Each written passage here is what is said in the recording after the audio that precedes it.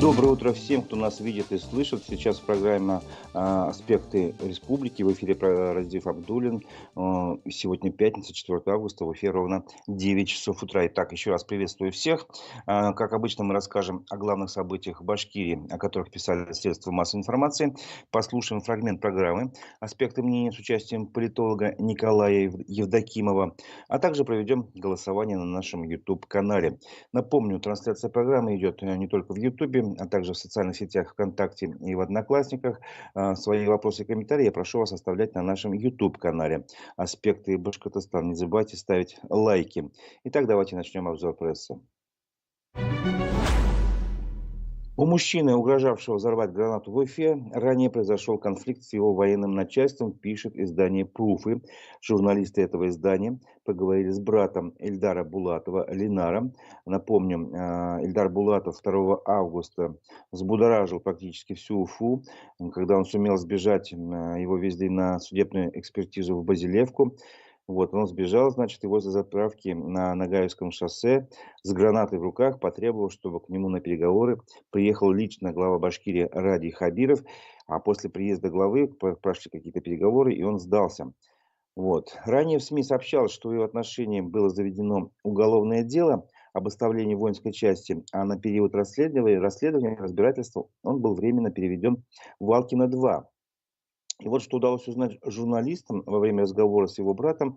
У мужчины в зоне специальной военной операции случился конфликт с начальством из-за гуманитарной помощи, которые добровольческому батальону отправили с родины. Вот процитирую слова брата Ильдара, Ленара. Гуманитарку отправили нашим парням, там с ней что-то случилось, но ничего не понятно. Но их воинское формирование ничего не получило. После этого начались споры. Братишка рассказывал, когда что-то и поступает, все делается неправильно. В общем, он был очень недоволен руководством. Ему грозили: за то, что ты говоришь много, мы тебя накажем. Обещали отправить на передовую. Ты там сам себе угол найдешь. То есть происходила вот такая ситуация. Конец цитаты.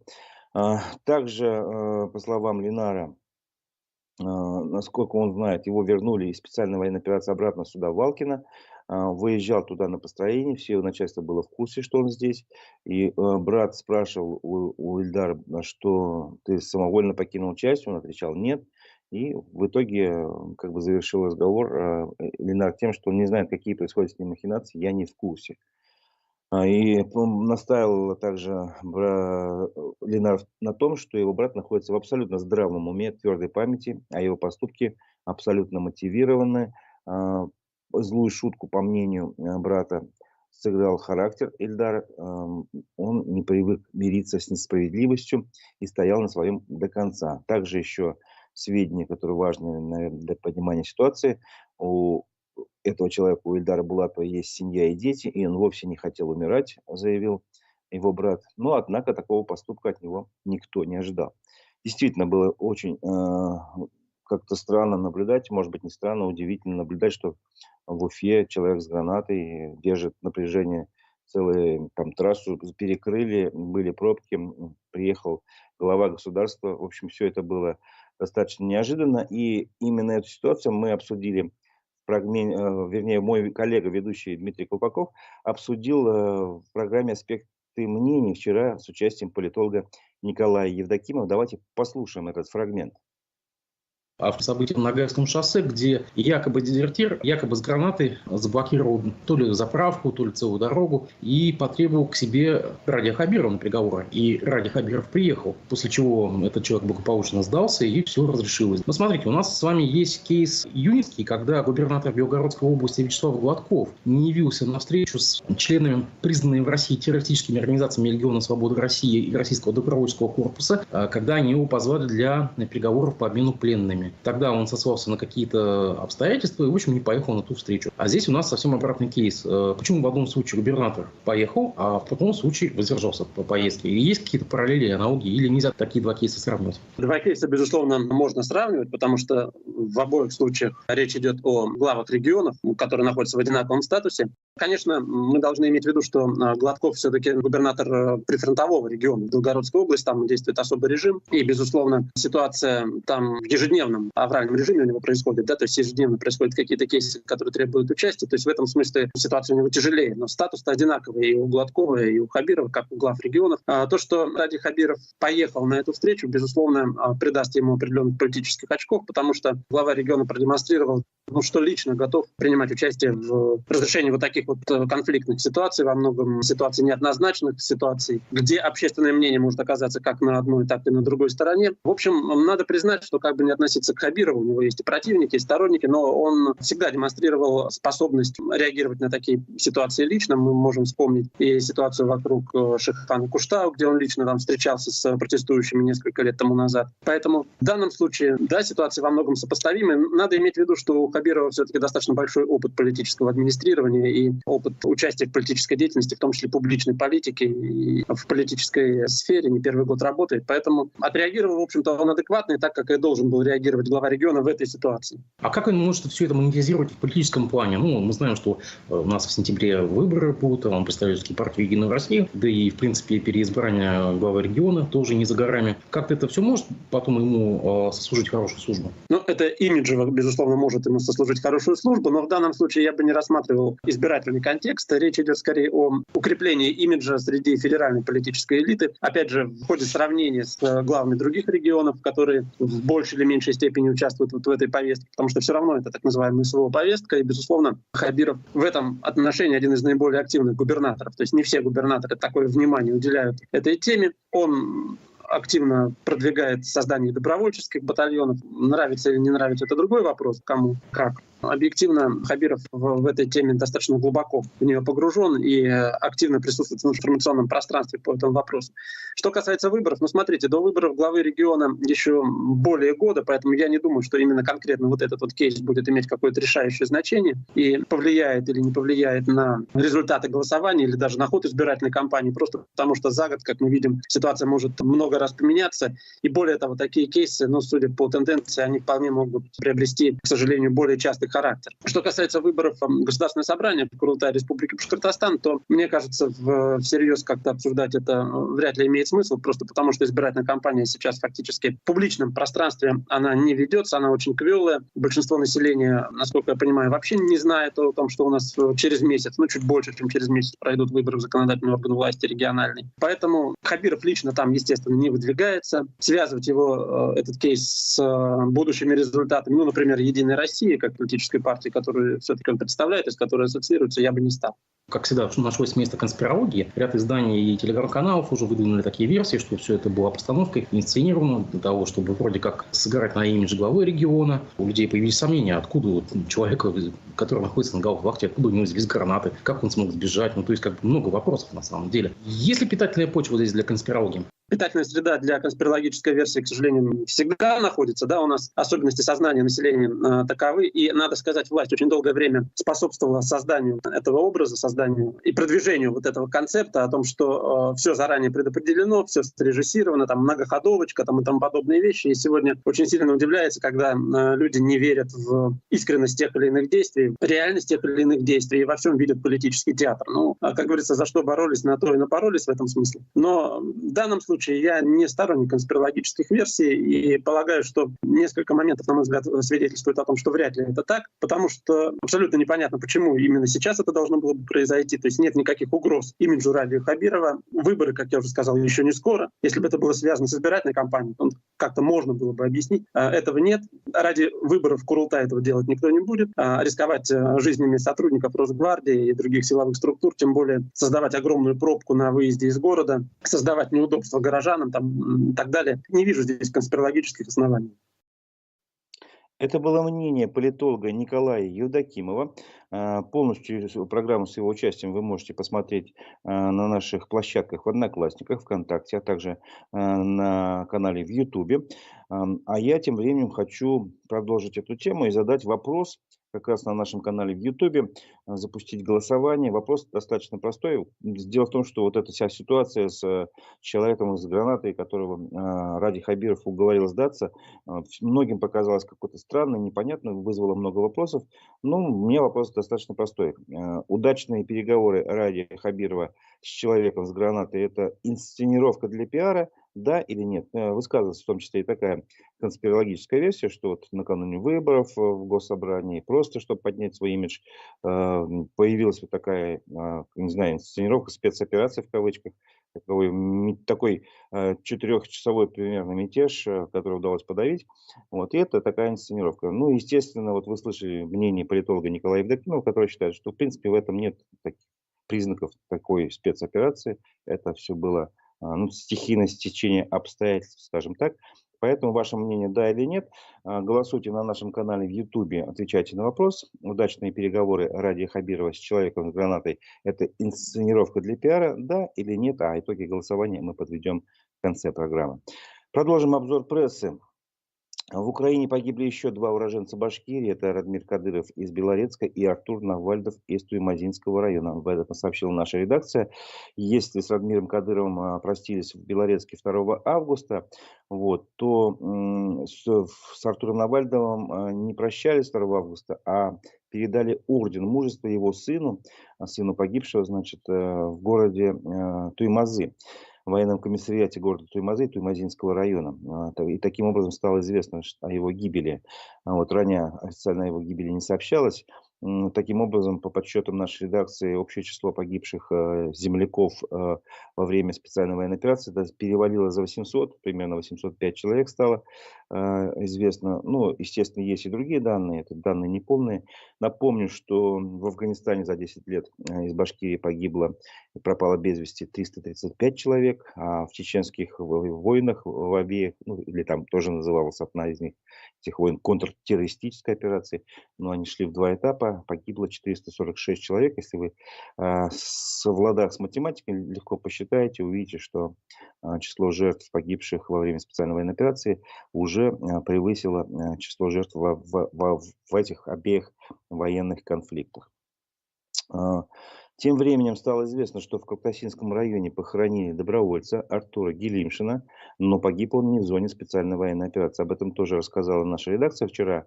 С Артуром Гелимшиным попрощались также 2 августа в селе Краснохолмский Коктасинского района.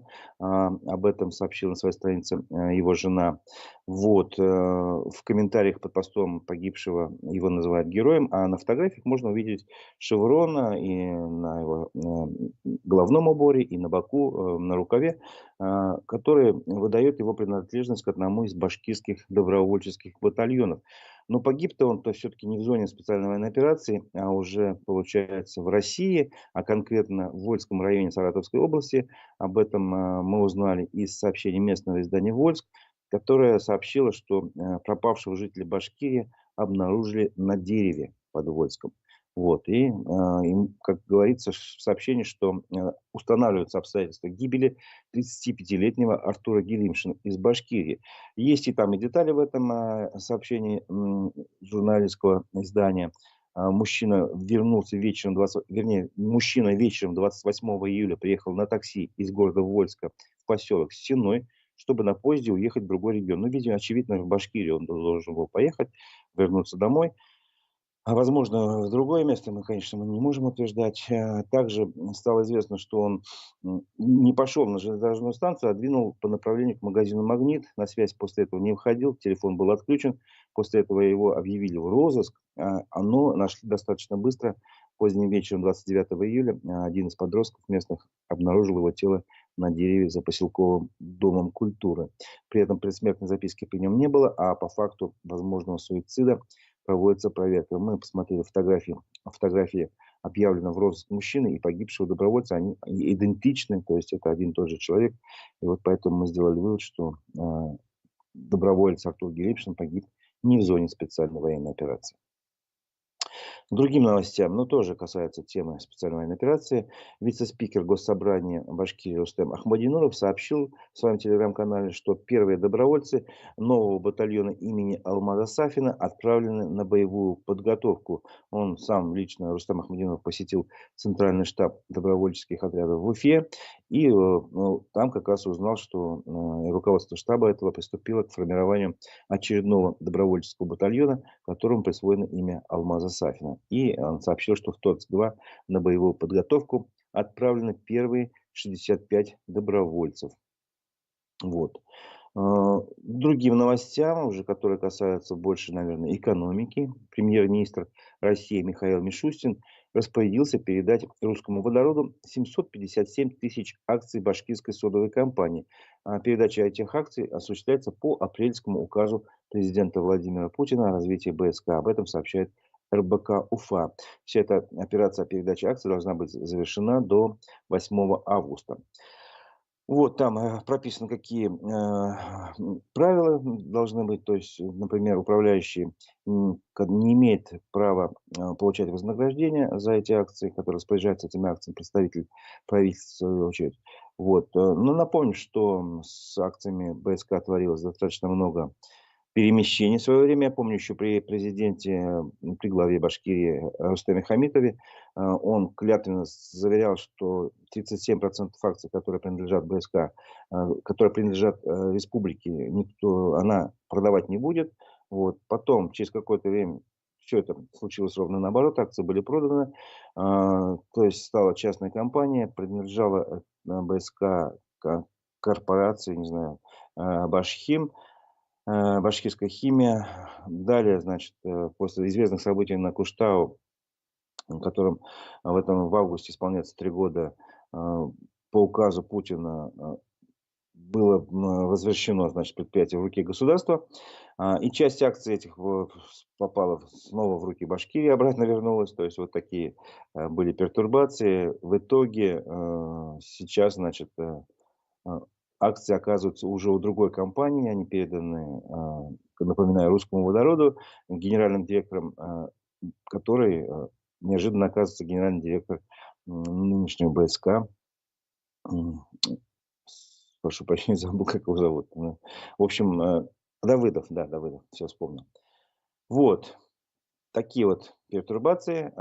СМИ, в частности УФА-1, расследовала, кому принадлежит конкретно эта компания, «Русский водород». Выяснилось, что этой компанией, которой руководит Давыдов, с сентября прошлого года владеет управляющая компания «Финпартнер», которая, в свою очередь, принадлежит фирме «Центр М». Это фирма московского бизнесмена Владимира Дойникова, совладельцы бывшие Алексей Сорокин и Мария Лукьянова, а Дойников был связан со структурами Ротенбергов. В общем, такая ниточка ведется. Впрочем, сам Аркадий Ротенберг заявлял, что он не имеет никакого отношения к этой компании «Финпартнер». Вот. Но, тем не менее, вот некоторые люди связывают его, эту цепочку доводят до него. Экономист Рустам Шаяхметов считает, что вот эта передача акций русскому водороду, это напоминает серую схему приватизации. И он не видит никаких выгод для России и Башкирии в этом. Кто-то выиграл джекпот, считает экономист. В свою очередь, глава Башкирии Ради Хабиров, наоборот, возлагает большие надежды на сотрудничество БСК с русским водородом. Он объясняет, почему. Мы ждали партнера, а ранее РБК цитировала его. К нам пришел партнер «Русский водород», компания, которая обладает нужными компетенциями. И сейчас главная проблема – нужно выдержать предприятие в условиях чудовищного санкционного давления. И, в общем, главная задача – продать товар, потому что предприятие находится под давлением. Это непростая история, то есть здесь мнения разошлись. Но я напомню еще раз, что в свою очередь я жду вашего мнения на канале в YouTube «Аспекты Башкортостана». Мы ведем голосование. Вопрос достаточно простой. Удачные переговоры Радия Хабирова с человеком с гранатой – это инсценировка для пиара, да или нет? Отвечайте, пожалуйста. Ваше мнение мы потом подведем к концу программы, итоги голосования. Вот. Какие еще новости? Еще одна новость тоже связана с Радием Хабировым. Ради Хабиров поручил создать оперативный штаб по продолжению строительства мечети Ар-Рахим в Уфе. Об этом сообщает телеканал ЮТВ. Этот оперативный штаб был создан после обращения председателя Духовного управления мусульман Башкирии Айнура Бергалина к Радию Хабирову. И вот он как бы дал такое поручение своим подчиненным в течение месяца разобраться, изучить строительную документацию, провести оценку ситуации, состояния объекта, в общем, и создать оперативный штаб, после чего уже принять решение о судьбе, о дальнейшей судьбе этой мечети. Вот, как бы Бергалин сказал, что после выполнения всех вот этих поручений Радий Хабиров лично объявит о решении продолжить строительство мечети и о примерных сроках его завершения. Ну, видимо, продолжить или не продолжить, можно было сказать, но председатель Духовного управления Башкирии высказался именно так. Еще одна новость связана с Уфой и со стройками, реконструкциями. Уфа-1 сообщила, что в Уфимском саду Аксакова сносит арку на входе и опубликовала фото из сада Аксакова, где видно, что рядом стоит строительная техника, кран, здание. Эта арка достаточно имеет такие повреждения. Вот. Журналисты обратились в мэрию города. Им объяснили, что эту арку в саду имени Аксакова не снесли, а увезли на реставрацию. Как пояснили городские власти, они понимают всю серьезность ситуации. Специальная организация обследовала арку и установила, что ее техническое состояние аварийное. Напомним, что ранее, 10 мая, тот же Ради Хабиров на оперативке правительства сказал, что там большая опасность в этой арке. Нельзя туда детей пускать. Это все в любой момент может упасть. Это надо сносить, но сносить и восстанавливать один в один из натурального камня вот такой объект. В общем, его было мнение тогда, что арка не подлежит восстановлению. Тогда общественность тогда возмутилась тем, что будет нарушен исторический облик этого объекта, этого памятника. Вот что сейчас произойдет, трудно сказать. Вот видите, мэрия заявляет, что будет реставрация. Насколько это будет сделано, будем смотреть. Не знаю, возможно это проверить или нет. Это, наверное, смогут только сделать специалисты. Перейдем к новостям экономики. За год розничный кредитный портфель в Башкирии вырос на 21%. И к началу июля он составил почти 832 миллиарда рублей. Об этом сообщили в Банке России. При этом месячные темпы роста этого кредитного портфеля приблизились к максимальным значениям 2021 года. Вот. И об этом такая динамика вообще в целом по стране, не только в Башкирии наблюдается. Об этом сообщили в Банке России. Объясняют это тем, что постепенно восстанавливается потребительский спрос, который был сдержан весь прошлый год, а сейчас в этом году начал постепенно расти. Вот. Ну, граждане берут не только ипотеку, но и потребительские кредиты. И, в общем-то, эта активность растет на фоне повышения доходов граждан, сообщается в сообщении банка, в основном за счет роста зарплат и бюджетных выплат, правда. Вот, и поэтому увеличился и приток во вклады. Сумма на банковских счетах жителей Башкирии выросла за год на 19%, почти на пятую часть, и составила на 1 июля почти 600 миллиардов рублей. Вот такая вот кубышка есть у жителей Башкирии в банках на 1 июля. Насчет роста доходов тоже были цифры вчера. Средняя номинальная зарплата в Башкирии за год официально выросла на 18,8%. Это данные Башкортостан-стата. Их привела в свою очередь РБК Уфа. Вот. И посчитали среднюю зарплату в Башкирии за первые 5 месяцев этого года. Она составила 52 768 рублей. По этому показателю Башкирия находится на третьем месте в Приволжском округе. Вот. Это, как говорится, об общих цифрах в экономике. Сейчас пойдут другие цифры, менее такого крупного масштаба, но тем не менее тоже значимые. В мэрии Уфы запланировали потратить 44,4 миллиона рублей на борьбу с гололедом. То есть мэрия готовится к зимнему периоду и проводит закупку противогололедных материалов для районов города. Об этом сообщили «Аргументы и факты Уфа».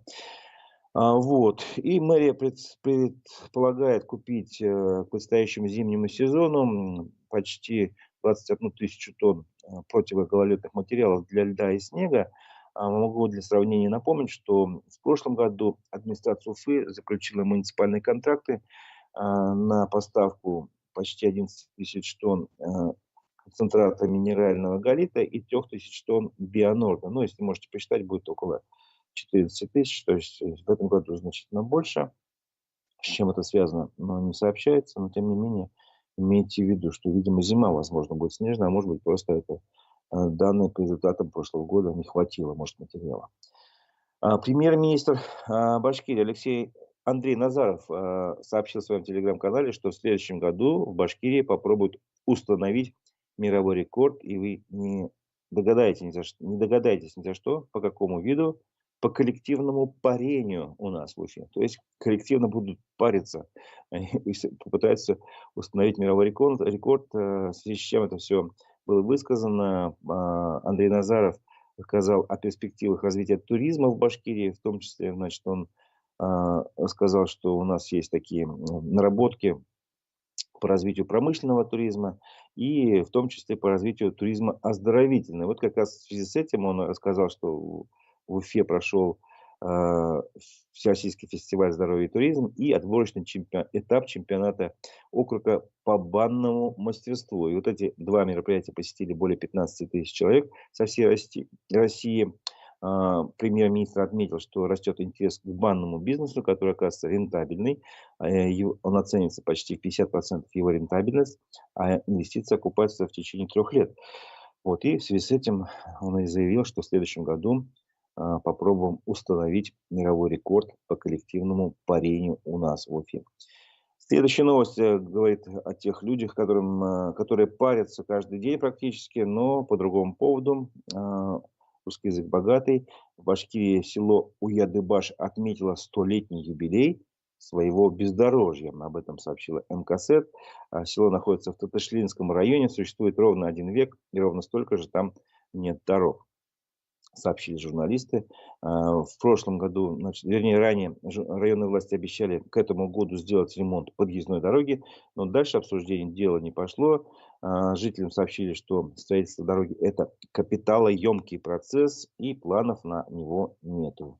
Ну, в результате, значит, у сельчан ломаются машины, чтобы пойти в магазин, нужно преодолеть грязь, дождь и метель. Вот им, естественно, после этого приходится и во время этого процесса сильно париться. Я думаю, поэтому я так сказал. При этом в деревне живут 2 инвалида, которые не в состоянии вообще каждый раз проходить эту полосу препятствий. Напомню, на нашем канале в YouTube идет голосование. Я прошу вас ответить на вопрос. Удачные переговоры Ради Хабирова с человеком с гранатой, которые прошли в эту среду, это инсценировка для пиара, да или нет? Отвечайте ваше мнение, а мы потом подведем итоги. Спасибо вам за ваши комментарии на страничке в Ютубе. Возможно, мы их тоже озвучим.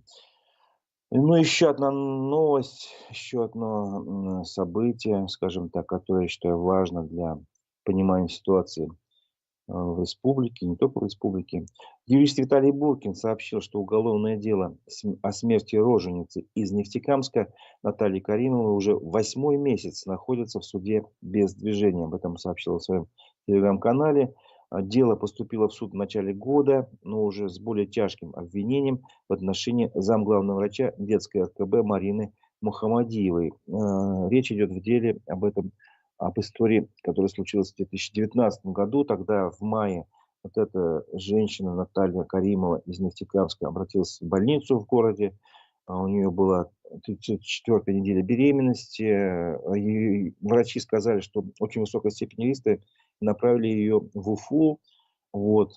В дороге, значит, когда она уже прибыла в больницу, врачи РКБ обнаружили, что у нее ребенок в утробе скончался. Вот. Несмотря на то, что явно была угроза жизни этой женщине, ей отказали в госпитализации, отправили обратно в Нефтекамск. В результате состояние женщины сильно ухудшилось, и на следующий день она скончалась на руках уже врачей Нефтекамской городской больницы. Вот. Решение о направлении роженицы обратно приняла замглавврача, пытавшийся потом свалить это на консилиум врачей, утверждает юрист. По обвинению также выходит, что, узнав о смерти роженицы, она начала фальсифицировать бумаги. Вот. Ну, тогда в свое время дело было возбуждено по статье «Халатность», суд оправдал ее, но в апелляции приговор был отменен, и судья Кировского суда Азамат Бекчурин посмотрел более тяжкий состав преступления, вернул это дело прокурору. И вот уже спустя 4 года после трагедии, значит, следствие вменило замглавврачу это другую статью «Превышение полномочий», которое повлекло по неосторожности смерть человека, а тут наказание до 10 лет лишения свободы. Судимая вину свою не признает. И вот какие делают выводы, наблюдения Виталий Буркин. С начала года у Кировского районного суда Уфы никак не получается приступить к осмотрению дела. Какие-то непреодолимые препятствия возникают. Подсудимая на свободе. Вот так наши суды относятся к персонам из социально близкого круга, когда заказа на репрессию не поступало. Вот так считает Виталий Буркин, приводит пример с практики того же Киевского райсуда. В то же время этот же суд держит под стражей Александра Войцеха, юриста, создавшего судьям этого суда массу проблем и неудобств, причем держит по абсолютно несостоятельному обвинению в кредитном мошенничестве, а дело не рассматривается, потому что как якобы изолятор не приводит подсудимого в суд. Это какой-то новый, доселе неизвестный способ волокиты. Добавим также, что Александр Войцех в свое время представлял интересы потерпевшей в деле замглавврача детской РКБ. Ну, вот такая история, достаточно типичная, на мой взгляд, нашей судебной системы. Ну, давайте немножко менее грустном, скажем так, о спорте. Салават Юлаев представил комплект предсезонной формы команды, и она такого, знаете, кислотно-зеленого цвета, ярко-зеленого цвета, кто как считает, может по-разному называть. Видеоролик о том, как получился такой цвет новой предсезонной формы, был опубликован в телеграм-канале клуба, и в ролике нападающий Алексей Пустозеров играет роль химика. Добавим, первый предсезонный товарищеский матч состоится уже 4 августа, то есть сегодня на домашней арене Салават Юлаев сыграет с нижнекамским нефтехимиком. И как раз на этот матч игроки впервые выйдут в такой форме, сообщили в клубе. Предлагаю на этом завершить голосование. И, в принципе, мы приближаемся, значит, к концу программы. Вот. Я напомню, что на нашем канале в Ютубе мы задавали вопрос: удачные переговоры Ради Хабирова с человеком с гранатой — это инсценировка для пиара, да или нет? И как интересные очень итоги. Да, считают 88% проголосовавших, нет 12% соответственно. То есть большинство уверено, что это такая постанова с инсценировкой, спектакль. Ну что ж, это ваше право. Ну, на этом я завершаю нашу программу «Аспекты республики». Напомню также, что сегодня будет еще программа «Аспекты мнений». В нее мы пригласили Павла Ксенофонтова. Кто помнит, это бывший лидер движения «Антикроношпан». Как раз в эти дни исполняется ровно 10 лет с момента возникновения этого движения. Вспомним о нем. Также узнаем, почему Павел Ксенофонтов переехал в Аргентину. Именно с этим связано такое позднее начало программы в 16:00, потому что разница у нас между Россией и Аргентиной ровно 8 часов. Ну вот, теперь уж я точно прощаюсь на этом с вами. У микрофона был Разиф Абдуллин. Всего доброго, до новых встреч в эфире.